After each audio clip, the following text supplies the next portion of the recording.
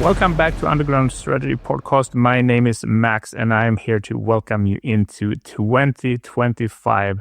I hope you have had time to rest and recover over the holidays. I am sure that I have, or I'm not 100% sure. There has been a lot of work and a lot of writing, but that is something that I enjoy.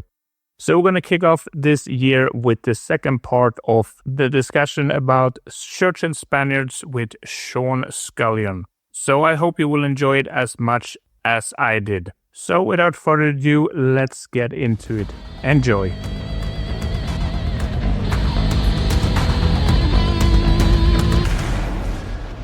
I want to just build on a little bit on the point around culture wars and how we are refighting those old fights in modern narratives. To me, it sounds reasonable that those people, let's say it was the 50s or 60s or whatever, those Spanish soldiers, that they would be politicized, just in the sense that they were most likely a bit younger when they fought the Civil War. Yeah, I'm generalizing.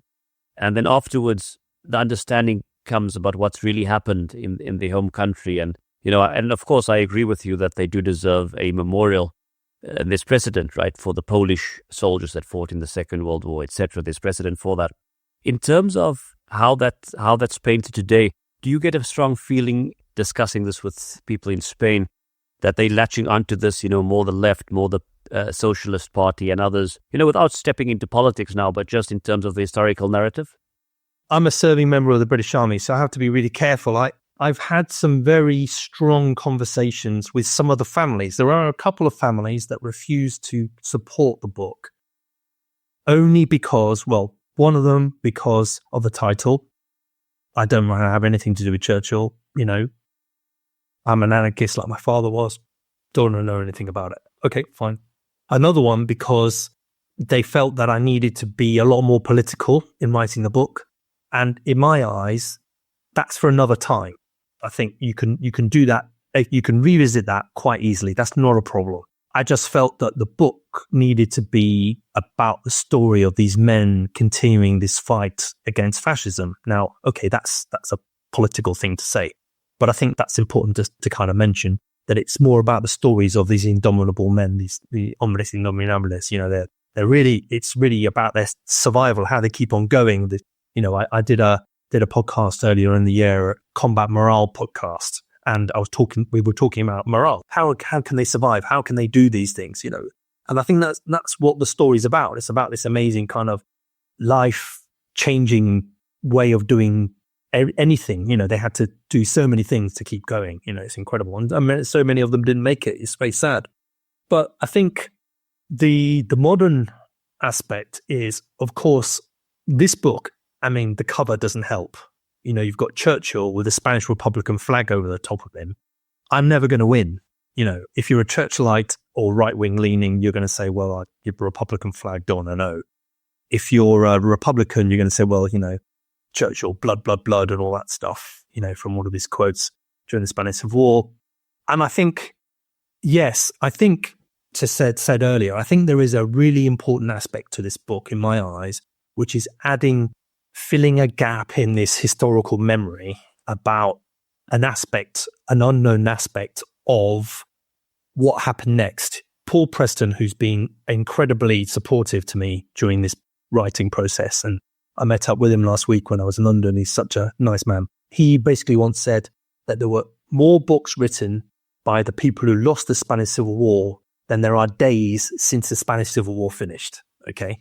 So that in itself is leaning to the left. I think it was Albert Camus who said something about men of my generation have had Spain in our hearts. It was there that we learned that one can be right and yet be beaten, that force can vanquish spirit, and that there are times when courage is not rewarded. Well, in my eyes, that links very heavily with this whole business of the Republicans losing the Spanish Civil War. And in many ways, the story being written by their side, because obviously during the Franco regime, up until 1975, nobody could talk about it. So this kind of story is always going to be something that's very sympathetic to Republican or left-leaning eyes in that way. I think I do get a little frustrated, and it's not a criticism. I just get a little bit frustrated with the whole business of this story. Lots of people like to compare this to the international brigades, and for me, it's not quite the same. These men joined an army. I mean, you could say that the international brigades were an army, but it's a slightly different angle, I think, and they kind of had they did kind of have to do the opposite and dumb down their politics in order to be part of the British Army in some ways. But I do find that sometimes that comparison is not necessarily the right way to go about it. When the Second World War started, very different. Sean, I'm so sorry to cut in. We very rarely cut in on our guests, but I just want to mention that they are very different. And I agree with you. Not that I want to get any international brigade hate mail to me, but, the saying that, 5,000 international brigades went and 50,000 came back, so it seems for me the one wrote their legend and the history while they were alive, and the other one kind of was very calmly and chill, did a hard job, and then just kind of went about life. I think that's a very fair thing to say. I was speaking to a Spanish documentarist the other month, a good friend of mine called Pablo Azorín Williams, and he's made several documentaries in Spain. He's a good friend, and he came to the book launch in September, and he was actually really impressed by what really touched him was the whole business of people just, as you say, going about normal life. I mean, a prime example is somebody who joined the Pioneer Corps in North Africa, and he basically had just been through so much. It's just an incredible story. He'd been so much, but in a different way. He wasn't a big fighter, He wasn't somebody who had been injured several times in battle and all that. He was just a simple person who had children and had settled in the Basque Country. And what basically happened was that in 1937, he was forced to send his two sons as niños vascos, as Basque refugee children, to Britain. So they left the Basque Country in 1937 and they went to Britain, and they ended up in Glasgow, being looked after by a family in Glasgow. So the Spanish Civil War was still going on, and somehow he and his wife, his name was Fausto Garcia, and Fausto and his wife's name was Teodosia. Fausto and his wife managed to escape the Basque Country and get to the south of Spain by the end of the Spanish Civil War. Nobody really knows how they did it. And they got on a ship, probably the Stanbrook, the famous Stanbrook that ended up going to Oran, captained by a Welshman who sadly lost his life with the whole of his crew when his ship was torpedoed by a U-boat shortly after the Second World War started. But he managed to evacuate thousands of people on his ship to North Africa. And Fausto and Teodosia ended up being able to settle in Oran in Algeria for a while. But then when the Second World War kicked off, they were both put into camps, separated, put into camps. And Fausto ended up in there were 3 or 4 really bad camps. And one of those really bad camps was Jelfa, which is right on the edge of the Sahara Desert in central Algeria. And he ended up there. He was one of the oldest men there. He was over 50 already. And he'd been able to send letters from Oran to his children via this family in Glasgow. And basically he's separated from his wife, and he doesn't see his wife for nearly 2 years. Then he's liberated and he joins the Pioneer Corps, and still don't really know how he managed to meet up with his wife again. But he ends up serving in one of the Pioneer Corps companies, the same Pioneer Corps company, 361 Pioneer Corps company, that Agustín Roa Ventura was in, because Agustín Roa Ventura was sent as a political prisoner to Jelfa as well. And Fausto Garcia ends up in Britain in the end of 1944. His company is sent to Britain in 1944. He gets to the end of the war. He manages to get his wife to Britain, and his children come down from Glasgow, and he just carries on with life. It's quite an emotional thing. I met his grandson at the Spanish embassy in September. It's absolutely amazing. And, just the fact that it just gets on with it, it's incredible. It really is. Anyway, sorry, I digressed there.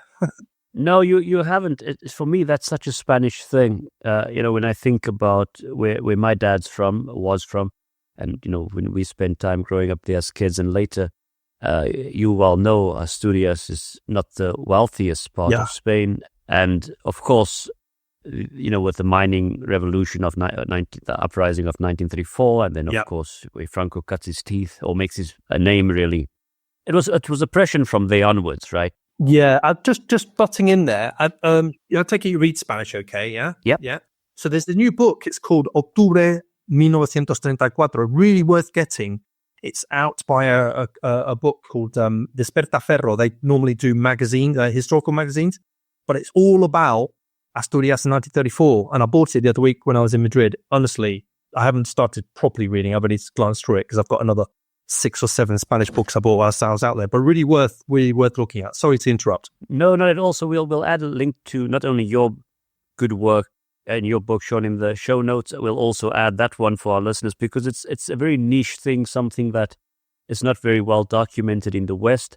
And just tying on to that earlier point of yours about getting on with it, I very much feel that about Asturias too. And I will say Spain in general, but even though people have forgotten a lot about the war, they know about la posguerra and they know about the oppression, certainly, and they've lived it.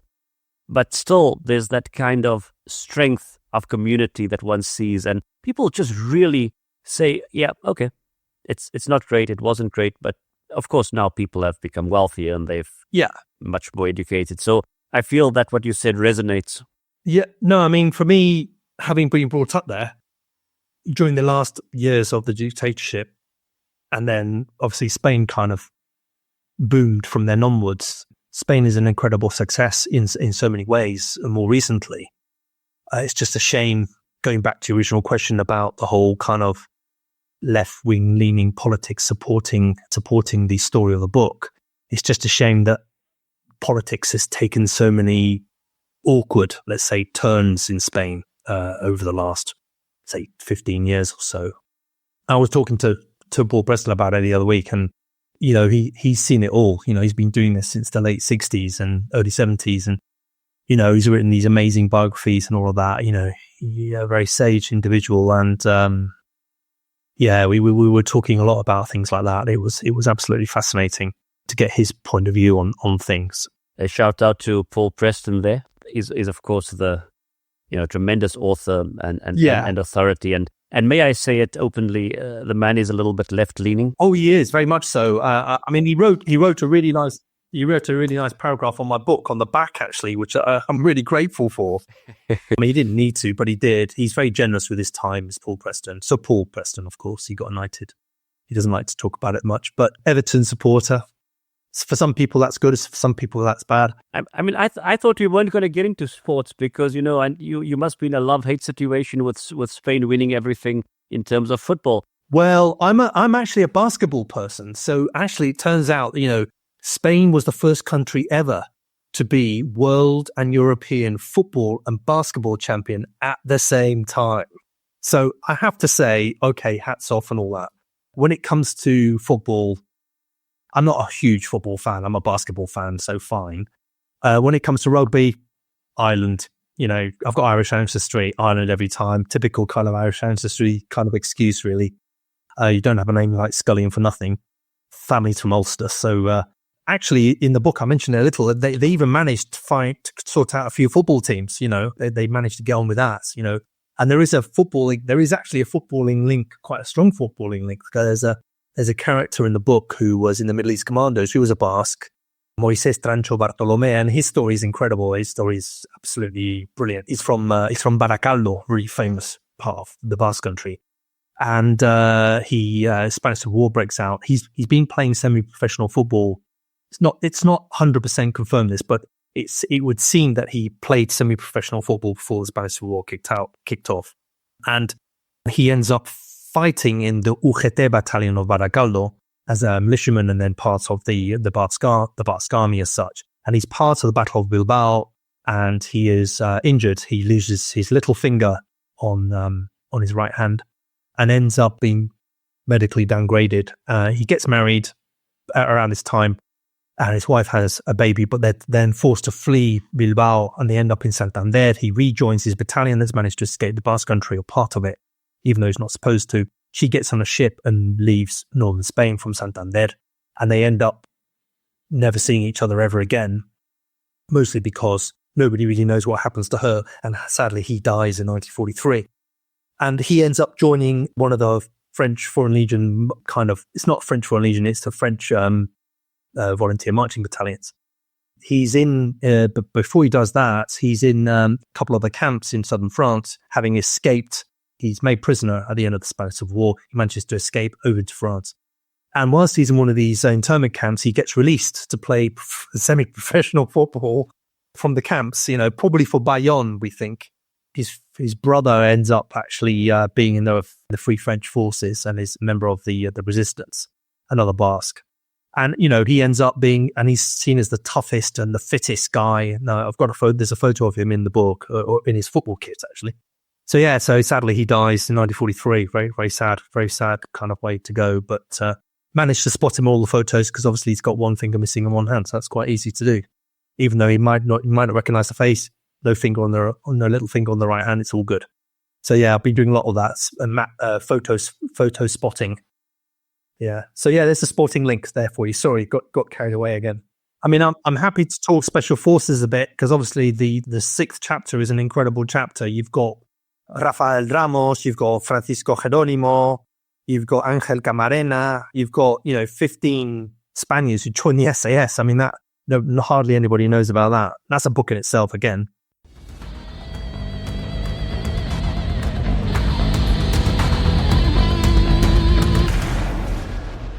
It's pretty sad that it's so little known in the community, because they don't really get any credit for that. But I think they will after this book. I'm quite sure of it. I hope so. I mean, I am one of my future projects is to do Spaniards in the Special Forces, and it'll be SOE, Commandos, and SAS. And the more I look at this, the more I find it's incredible. The SAS stuff is fairly much there now. It's now a question of confirming which operations some of them were in. But the biggest revelation from the SAS side so far is finding Spaniard in the French SAS, 3 and 4 SAS. There were Spaniards, so that makes up the 15. There's basically eight in 2nd SAS and 7, maybe up to 10 in 3rd and 4th SAS. But I'm saying 15 at the moment, just to be on the safe side. Pretty impressive numbers still. I think it's, looking where they came from. Yeah, very much so. Very much so. I mean, people like Rafael Ramos. I am absolutely gobsmacked by how hard that man was. I mean, he was just the hardest of the hard, really. It's just incredible. Somebody who was brought up into a comfortable family. His father had ran a print business in Barcelona. They were that well off that they sent him to a boarding school in Jesuita school in the center of Madrid. He had an adoptive family that he lived with in the holidays in Madrid and stuff like that. And then he ends up fighting in the Spanish Civil War, quite heavily politicized again. And then joins the French Foreign Legion, sent to North Africa, put in the penal colony, working on the Trans-Saharan Railway, and ends up joining I know this keeps on going. Joins the Pioneer Corps with another Spaniard, and the two of them then volunteered to join the SAS. And Rafael Ramos is the one who's probably got the biggest amount of operational experience in the SAS. 5 SAS operations. Gets awarded the military medal on Operation Tombola, which is an amazing operation as well. That's in chapter 6. And then he marries a Czechoslovakian lady he meets on the railway station in London just as the war's finishing, and they settle down in Exeter and then move to Birmingham. Sadly, he dies of cancer, age 42 or something like that. A very, very sad way of going. His daughter Christine is brilliant. She's been really, really, really supportive. So that's just one example of many. Francisco Jerónimo is another one. I mean, he is the one who was escaped and evaded capture in Crete for 11 months, and he's been in the Middle East Commandos before that. He ends up in North Africa and then transfers to 2nd SAS. And then Ángel Camarena, who was Franco's chauffeur in the Canaries before the Spanish Civil War kicks off. I mean, that's another story. That's incredible. He's condemned to death, jumps off a prison ship about just before he's going to be shot. He ends up swimming to a British ship. They then hand him over again on the proviso he doesn't get killed.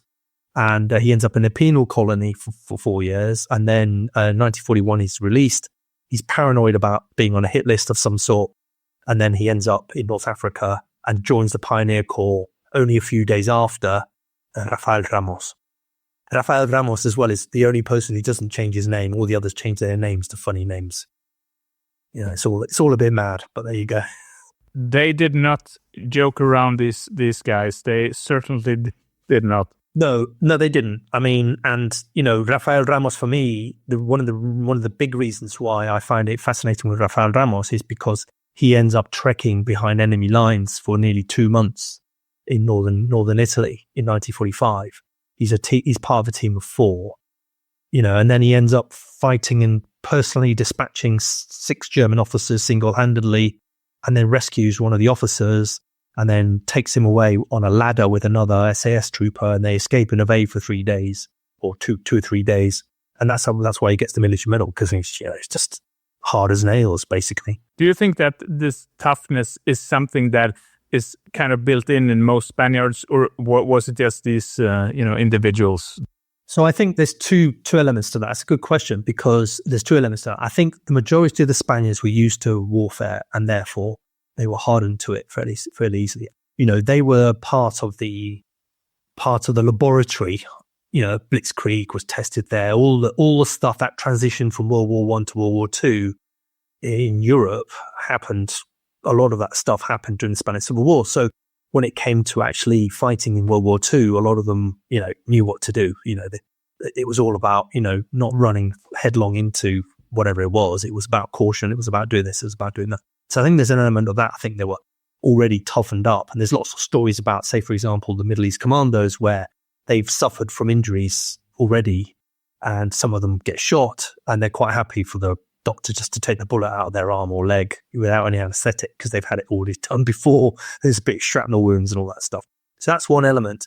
I think the other element is some of them actually enjoyed being soldiers. They actually were born soldiers. They were kind of born fighters, and therefore, you know, there are people who in the commandos and other part of the SOE and of course the SAS, and they were people that, you know, just had this amazing ability to be good soldiers, and therefore kind of laterals in that way.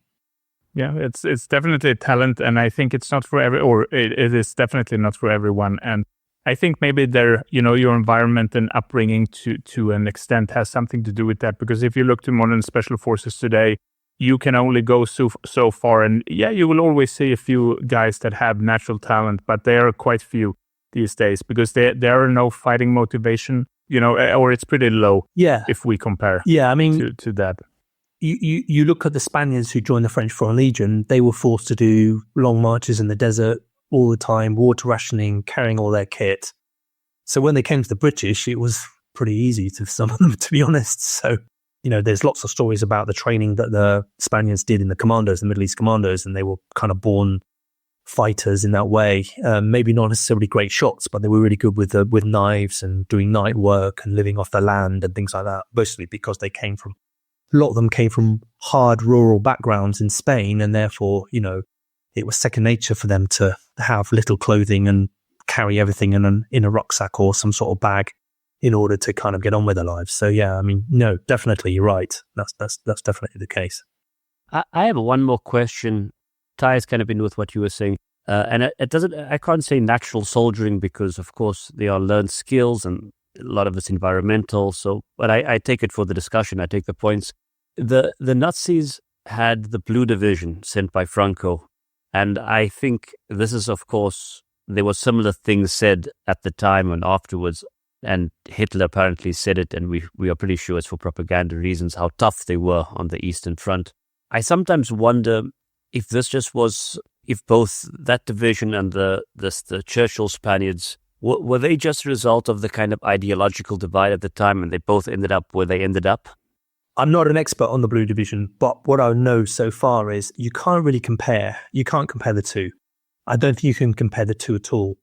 The Blue Division for many was the majority were volunteers, and it was Franco's contribution, Franco's thanks to the Axis for what they did to support him during the Spanish Civil War. Now, some people will contest that, I'm sure, but a lot of people, that's what they say.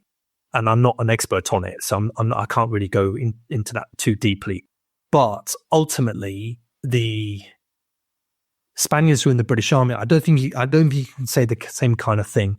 I think ideologically, the only people who would have fought on the Allied side that were similar were the Spanish Republicans who fought for the Russians in that way.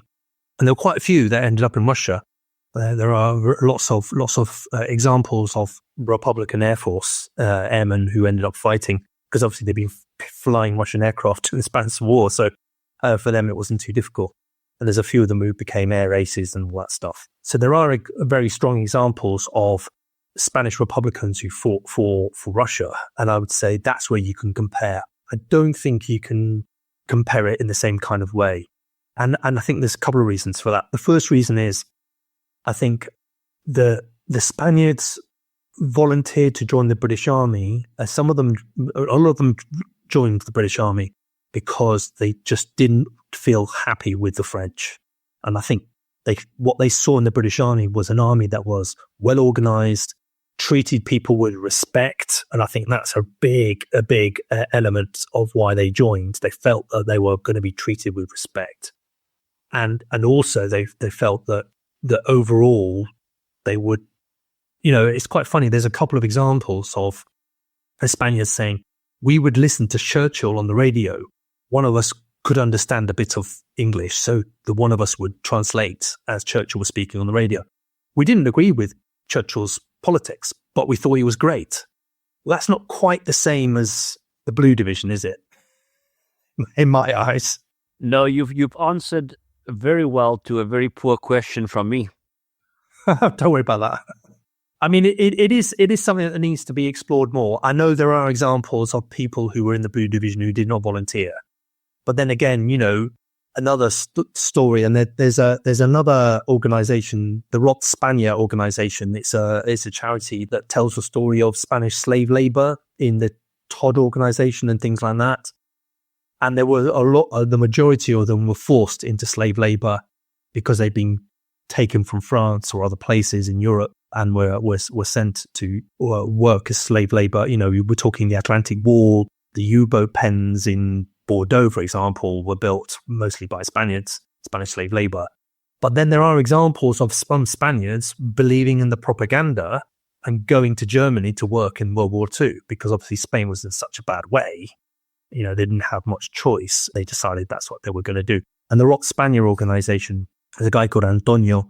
I'm trying to remember his surname now, but you'll see it, rotspanier.com, I think, is the website. And it's an incredible thing. It really is an incredible thing. And that's another story, that ideologically, a lot of these people were left-wing leaning, but they didn't have any choice, so you could kind of take it to that extreme to a certain extent. But I think for the Spaniards in the British Army, it was different. Don't get me wrong; they were politically motivated, and as I say, they were more thinking about it towards the end of the war. But overall, I mean, these are men who ended up loving drinking tea and things like that. I mean, I don't know, would the Blue Division be doing the similar thing with the Germans? I don't know. Maybe they did, or maybe they had their chorizo sent to them. There's a story actually. There's a story about the Blue Division meeting. Well, there's two stories in the book about the Blue Division meeting. People who were British Army Spaniards meeting Blue Division. There's one which is a POW called Joaquin Fajardo, POW, and there's a railway trainload of Blue Division going past, and he's throwing stones and swearing at it, and he has to be rugby tackled to the ground to make sure he's not going to get shot or something. And another one is in the SAS chapter where one of the soldiers, one of the Spaniards, Angel Camarena, I talked about the swimming one, the one who was Franco's chauffeur. He tracks down, he finds a Spanish nurse from the Spanish Blue Division who's in a German army hospital in Hamburg. So they did meet, which is quite incredible, really. I was kind of interested in that part of it. The interactions at the time, yes, of course, they were different. And I do agree with your earlier point that it was payment for Franco to the Germans for the help during the Civil War. And besides, of course, economic help, the coal, the steel, all the meat that he sent from Spain, etc. So, of course, I agree with you completely. And I find still, Sean, the culture war gets fought today. I know a couple of years back, and you would have seen there were small memorials to the Blue Division. And of course, the left complaining. And there are still they had a commemorative book made. I was in Mallorca in the summer, and there's a military museum in one of the forts there. You can go and visit, and they've got like a whole Blue Division display, and it's incredible. Absolute. I was totally gobsmacked.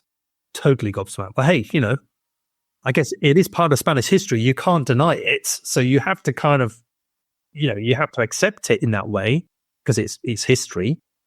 But at the time, I mean, Franco was hedging his bets. Let's be honest. By the time we get to 1941, and I talk a little bit about this in the book. By the time we get to 1941, he's hedging his bets. He's like, well, the Allies, Britain's on its own. America hasn't joined the war yet. Russia's just been invaded. Oof, maybe I'll join them. All right, let's set up this division then, shall we? It's quite an interesting thing, and of course, obviously, it all gets turned on its head further down the line. But he was very canny, Franco. He was a proper opportunist when it came to all of that and making his regime survive in that way, to great cost to everybody else, of course. But there you go. Oh, I think that's another episode, short altogether. I mean, don't get me started on it, but yeah, you totally agree with that, and you could see the moves at the time. Yeah, there's a really good book that everybody should read if they want to know more about the relationship between Britain and Spain during World War II. It's called Churchill and Spain, and it's by Richard Wigg. And Richard Wigg died about 20 years ago. And he wrote this book. He was a journalist. He wrote this book, and nobody really knew about it. And Paul Preston had touched on a lot of these things, but hadn't got all the access to a lot of the archives. And Richard Wigg, when the archives became available, he kind of wrote this book. It's quite a short book, and it's quite pithy, and I wouldn't say damning, but it's fairly strong in its kind of putting the view across. But it does give you a feel for, what was going on in the background. And I do allude a little bit to it in chapter 1 and chapter 3 and chapter 8, because obviously Churchill decided to pay off Franco's entourage, not Franco himself, but Franco's entourage, to help with keeping Spain out of the war. And Samuel Hoare, who was the British ambassador to Spain, he was sent there specifically to keep Spain out of the war. That was what they had to do. Your job is to keep Spain out of the war.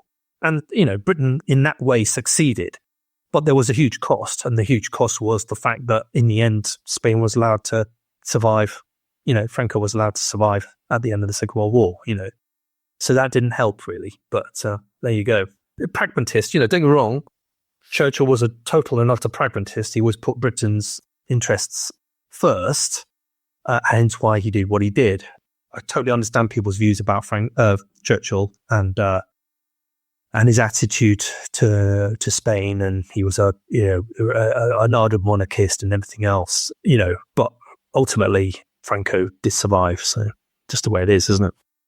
Yeah, he would have survived. He definitely. It makes sense, and no one knew where to place him, right? And he was famous for keeping his cards close to his chest, and he put the forces up to the border with France, so he knew what to do and how to play it in his way. I'm not saying I'm a fan by any stretch of the imagination, but historically, for what we can see and what we can read, I totally agree with you, and I place more of, I don't want to say blame, because that's too strong, but I place it more on Franco's end than on Churchill. Churchill was doing the power politics of the time. Yeah, I mean, I think there's an argument to be said that kind of aspects of all of this that we will never know. A fascinating story would be something like Franco and Mussolini. That dynamic. Obviously, Franco and Hitler kind of became a little bit exasperated with Franco by the time he tried very hard to convince him to join the Axis and fight on his side. And you've got the Honda and all that stuff. And and all that. And, Paul Preston goes into loads of detail about that. It's quite interesting. But yeah, the whole Italy and Franco dynamic as well, and that's another story in itself. But I think putting that to one side, the great thing about the book, the story of these men is that they realized that, okay, we've got to be pragmatic about this. We have to survive, we have to live. And therefore, a lot of them reluctantly accepted that. But obviously, when they became more politically active, they then realized that they had to be fighting against the Franco regime. And what's quite interesting is that they decided that they would do it in a non-violent way. The decision that they made, the Spanish Ex-Citizens Association, is quite interesting. I talk about it a lot in chapter 8. Agustín de Aventura ended up being the CNT, the CNT delegate in Britain in exile. And the CNT was actually based in Perpignan. Mostly it would be based out of there. That was their kind of headquarters in Europe after the Spanish Civil War. And he would go to Perpignan on a regular basis for these anarchist conferences and stuff. And he actually became quite a heavy trade union member as well, and quite interesting. Very, very, very linked in with a lot of Labour politicians as well. The big protest they had against a visit by an ex-Blue Division member who was a minister of Franco's that came to Britain in 1960. Kind of kept that flame alive in that way. So yeah, they were pragmatic, but obviously once they knew that Franco was not going to leave, they felt obliged to keep the fight, continuing the fight, basically. Sean, thank you so much. It's been really a masterclass. That's very kind of you. It's been great. So, from our end, a big thank you. We will make sure we have your book in the show notes, and also a couple of other pieces we mentioned on the podcast. And we'd love to have you on in the future to discuss maybe some related topics and about your future work too. Yeah, I mean, one of my future projects is looking at the Middle East Commandos. If you wanted to do Middle East Commandos, obviously there's going to be an element of the Spaniards in that. But the Middle East Commandos is one of these untold stories again where, okay, yes, the SAS is really important, but where did a lot of the members of the SAS come from? Oh, funnily enough, they came from the Middle East Commandos. Yeah, that's one of my future projects, along with loads of other things. So yeah, Spanish edition first. That'll be out next summer. So we're working on the translation at the moment, and I've got to get that out next. That's my big push now. June in Madrid at the Feria del Libro, and then hopefully get a documentary as well. I'm in negotiations about a documentary as well. That'll be in Spanish though, although there might be an English version. But again, like all these things with documentaries, it's all about money and funding. So we'll see how that develops. It's gonna drag on a little bit. But the book, the Spanish version of the book, it's amazing to see it coming in Castellano. It's incredible. And what's quite funny about that is that sometimes they're translating the quotes that I quoted from Spanish. So I'm having to say, actually, the original quote is this. Quite interesting to see how you've translated it, And I don't know if that's my bad English when I've translated it from Spanish, but it's fascinating to see how it goes in a full circle in that way. So yeah, all good.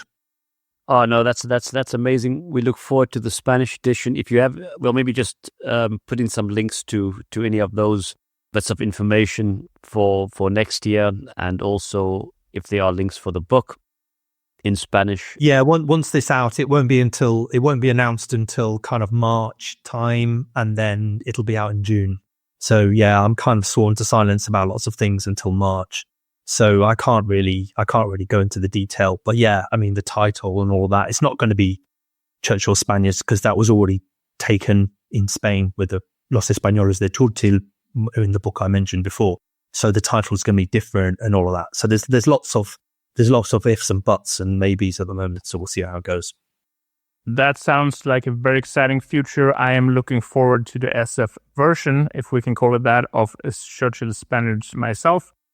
And I am quite sure that we will see a lot more, or hear a lot more of you here in the podcast in the future. And to everyone else, I hope you had a good start of the new year. It's 2025. And we have 52 weeks left of one podcast every Sunday. So hope you're tuning in next week for something exciting. And please don't forget to visit us on undergroundstrategy.com or on Instagram and Twitter. And please support us as much as you can so we can keep cracking on with the good stuff. You have a good one. Take care, be safe, and we'll see you next week. Bye-bye. Hasta luego. Ciao.